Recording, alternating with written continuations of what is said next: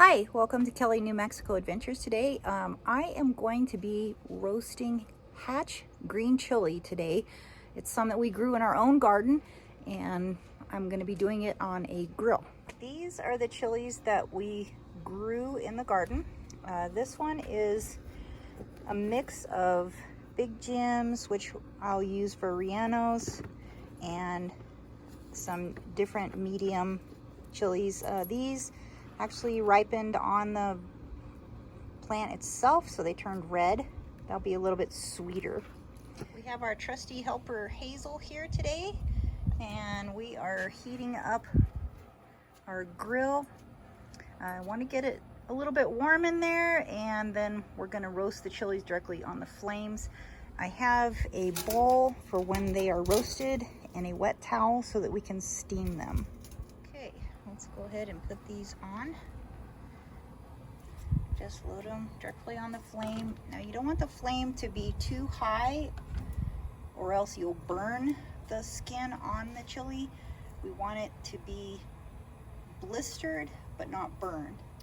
I wanted to mention that not everybody does this, but I do, is to put a little slit at the top of the chili. I've roasted before and had them explode. And when I make rellenos, I like for them to be as perfect as possible so that you can stuff them with cheese and not have them blown out on one end or something. So that's an optional step, but I do it, and you can see how it allows the steam to come out. Okay, these are starting to cook. You can see how it starts to blister the skin. I usually rotate them several times. These that are curved are a little bit more difficult because the inside will take longer to get with the blistering, but just rotate them. This is exactly what we're looking for, is blistering just like that.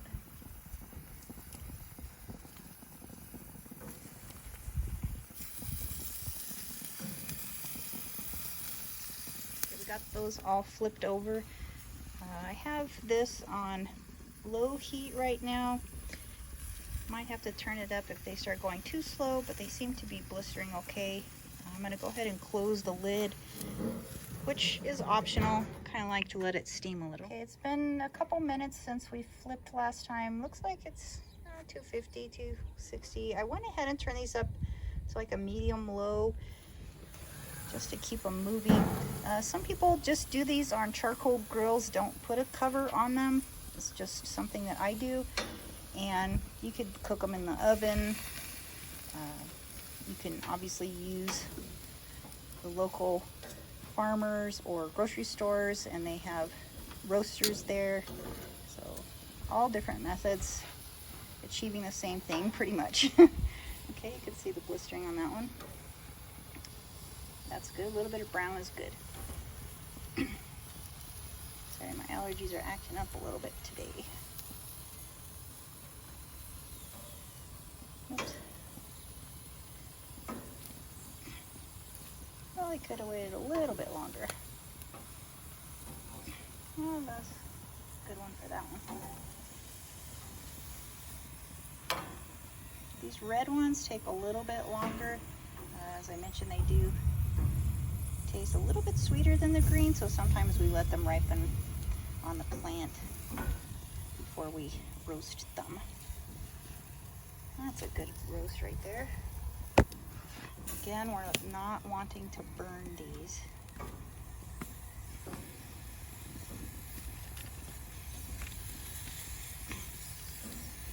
Even though this looks burnt, it's just blistering on there.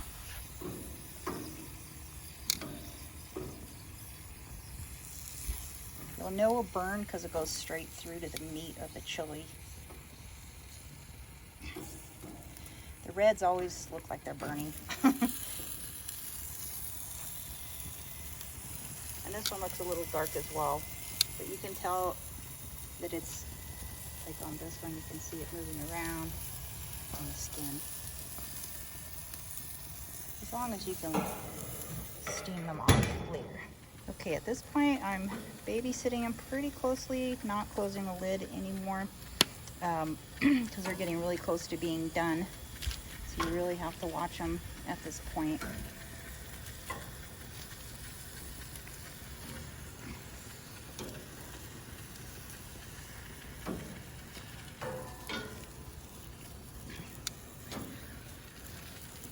So I'm just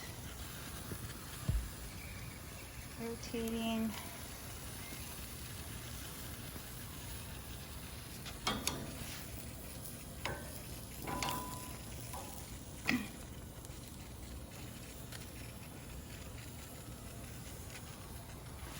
Okay, I'm gonna call that one done. I'll fix that there in a second. Call that one done. This one done. See, it's blistered all the way around. This one, so you're kind of just looking for that loose skin on the blistering. This one.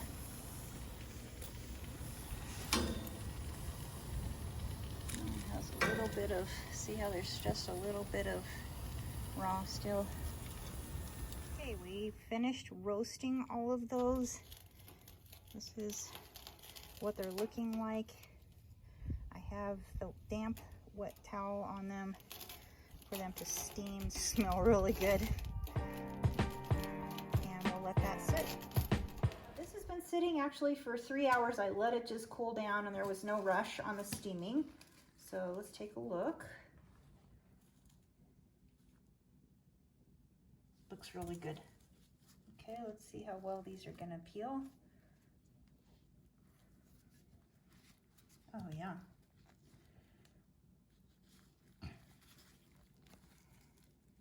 Sometimes I do this under running water, but some people claim it washes away the flavor.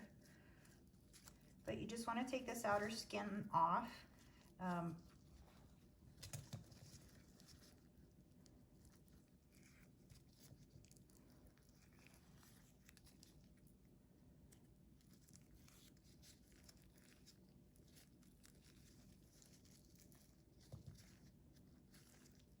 Okay, and then you want to remove the top. And if you want more heat, you can leave the seeds and these veins that are in there. We like a little bit more heat, so I leave it, but if you don't like the seeds, then you could just run it out like that. And you can remove this as well, because that'll add to the heat. Okay, let's try one of those red ones. Kind of looked like I was burning it, so I want to show that it doesn't actually tear up the inside. So you can see the chili is fine under there. It's just that slow heat.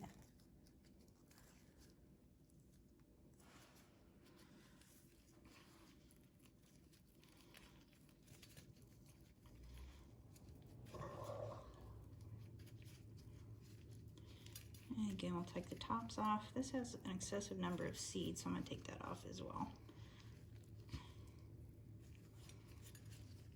Okay, I'm going to go ahead and peel the rest of these, and we'll get a shot once I'm done with that.